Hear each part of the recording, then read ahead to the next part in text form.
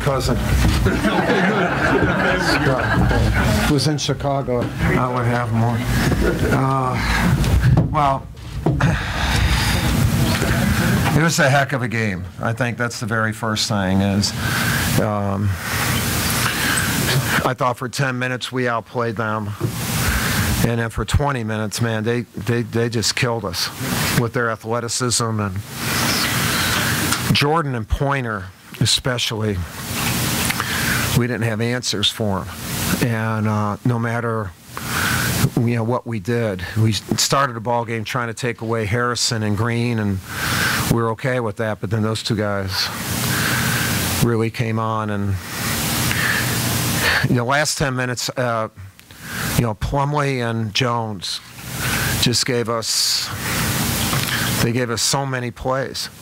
I mean, Plumlee's defensive rebounding and one big offensive rebound to keep an exchange going, and then Matt just played with an amazing heart. It seemed to bring even more heart out of Ja and Quinn and Tyus, and we played great in the last 10 minutes. And I'm not sure I've ever been a part of a game like that. That's kind of nuts, huh? You're involved with, I don't know, 1,400 games or whatever, 1,300, whatever, I've been involved in. And to have one that's different, that's what makes the game so good. And to do it here, just to win here, but to win the 1,000th, you got to be a lucky guy, because this is again, I like my place, Cameron, but this is a magical place, and we beat a really good team and a storied program, that I've had respect for since I was a player at Army, a long time ago, 48, 49 years ago. I mean, their program has stood the test of time, and so has ours. So to win in this setting against a storied program makes it even better. Any questions? Wait for the mic, please. Questions? Coach, you accomplished. Well, I'm glad it's over. We had, again, I'm honored. Don't get me wrong. I mean, I'm the lucky guy. I'm the lucky guy who's been at two great institutions, West Point and Duke, and I've had unbelievable support. I never had a day in 40 years where I worried about my back with my AD, superintendent, or president, and not many people can say that. And so, to win and do this now, and we had 6 days in between games. So there have been so many articles written. There are things that I didn't even remember about me that have been. Most of them were not that good either. Maybe that's why I didn't remember them. But the cool part about that is some of my buddies, Mo and Stosh and Father Rogue and people. They get their names in there and they tell lies and well, some truths. And but to do it here and to have my family, I have 7 of my grandchildren here, 7 of my 9 grandchildren here, and 2 of my 3 daughters, and we've been a real family. And for my daughters and my wife, and Jamie's not here, but it's always been a family thing. We always called ourselves the starting 5. And we got 3 great sons-in-laws, and although they're always being judged, and 9 great grandchildren, and we've been a good team. We've been a really, really good team and a supportive team. So I'm glad that we're able to share it like that. Well, I hope we've always tried to do it with class and honoring the game. The game's bigger than anybody, and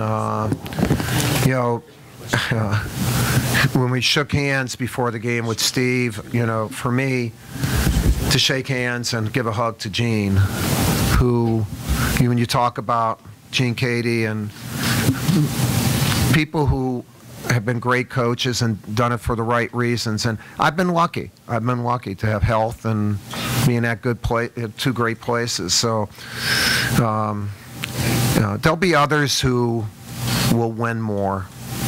And it's kind of neat to be the first one to 1,000. And the quality of competition that we've had, you know, over half of our wins have been in the ACC or the NCAA tournament, and that's not even Maui tournaments and NIT and all that. So I'm proud of that too, that it's not just the number of wins, but the quality of opponents that we've had. And coaching at West Point and Duke have given me the opportunity to do that. I don't think they fed off of me. I think they fed off of Plumlee and Matt Jones, because if they fed off of me, we would have turned it around in the middle of the first half. You know, I was at halftime. I sent a text out to destroy all the books I've written on leadership, and because they weren't working, and just the fact those two kids really gave us an amazing spark. And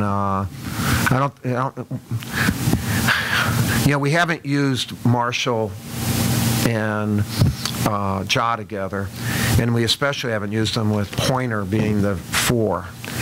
And I don't know, I just said, let's put them in. And then we made a mistake right away. I said, oh, we're going to lose by 30. And then, boom. It just, boom. It was great, you know, and the emotion, as weak of looks as we had for 20 minutes, how it changed for 8 or 10 minutes. The looks on our team were unbelievable winning looks, and that's what the opponents saw, just like they saw weak for 20 minutes. And I've not been in a game like that. It just seemed like 3 different games, and so I'm proud of my guys. There's an end in sight. You know, I'm going to be 68 next month, and it'll end sooner than later, but hopefully not real soon. But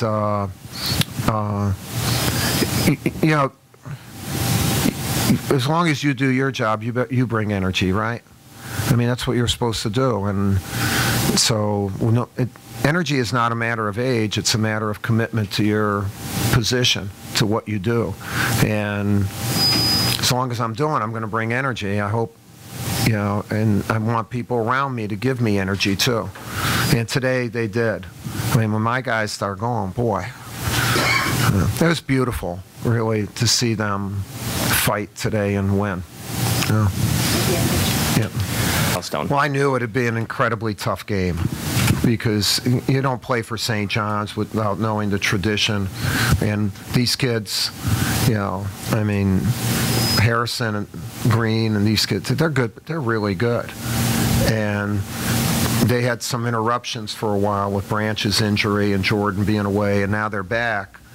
And so we knew that this would be a big push for them. And, you know, the Garden was magical today, you know, with fans of both schools, and to see it, I don't know if it was a sellout or whatever, but, you know, there was some magic, you know, and this place produces that, and we knew that St. John's would have that.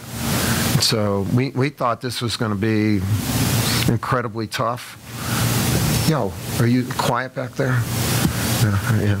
The incredibly tough game, and it proved to be that way. When we first got here. Can you share with us anything about that? No, he just came by, and it was good to, you know, I'm used to hearing y'all, and you know, and how y'all doing? Hey, and he didn't say any of those things. Just you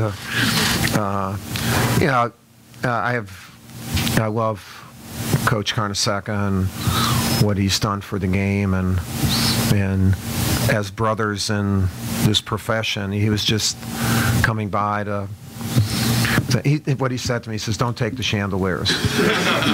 And I said, you gotta be kidding me, man. I just hope we can take a ball home, and we'll leave the chandeliers.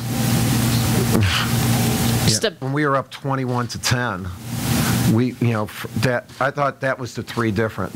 Up until, like, we started out, we wanted to press because we wanted to get into Harrison and Green. Not press, but pick up. But then those other two kids, we got that 21-10, we kind of celebrated. They called a good timeout, and then it changed. And then it was their game, and then it was our game again. That's what I meant. What are the feelings about potentially being a part of the history now? Your face is going to be up there every time they talk about college basketball at the Garden. No, I mean, for me as a player, an Army coach, Duke coach, every time you set foot in the Garden was an honor. And it's an honor for every basketball player and for every coach, you know, and to do something, I think, you know, we've coached like 35 games or so now in the Garden, and then I've coached some U.S. games in here. And actually, I saw Carmelo after the game, and it was good to see him.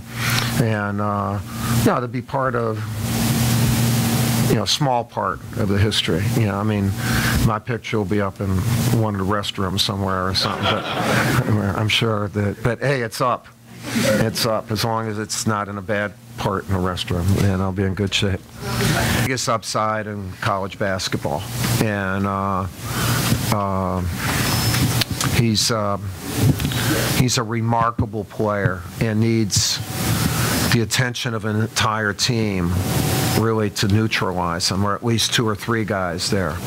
And their athleticism and toughness made it difficult, but then I thought he fought through it. And I was impressed with how many minutes he played hard. So it's hard to play well tired. The really good ones do that. That's what he did today. He is really tired. And then that one time where he showed that emotion, holy mackerel, what a, you know, there's a lot. He's going to be one of the great players, and hopefully we'll get a lot out of him this year. But and he's a happy kid. You know, a cool thing for us is the parents of these kids, and they're right behind the bench, and they are unbelievable. His family and the other families, they're so supportive and cheering, and you know, they're not like for my guy or whatever, and he has that. He's a happy, tough, good kid, and he'll be a franchise player and a franchise person, you know, for whoever's lucky enough to get him. Okay, last question. I hear from him a lot. I wasn't at our reunion this year, but because I came back from the World Cup and had to go out recruit. But about a week later, I was awarded the Marshall Award, and about 30 of my classmates were there. So, yeah, at West Point we have a brotherhood, class of '69, best of the line, and I'm sure all of them share in this. And I'll hear from a lot of them. All right, thank you. And again, it's neat now. No more stories. Let's just about my past or whatever. I'm tired. You know, one last story. Debbie, raise your hand. Okay, it's my oldest daughter. So in 2005, when I was into the Laker thing, and it was right at the beginning of July, so there wasn't that much going on in sport. So all of a sudden, this Laker thing took on like, it was crazy, and you're on all the time. And we had the mattresses out in our house, you know, just bunkered in and trying to make decisions. And we're getting some food, and TV comes on, and I'm on. And Debbie says, "Dad, you're on again." And that's the way I feel about it. Like, that's it. Enough is enough. You know, our days you start throwing up. All right. Thank you very much. All right. Thank you.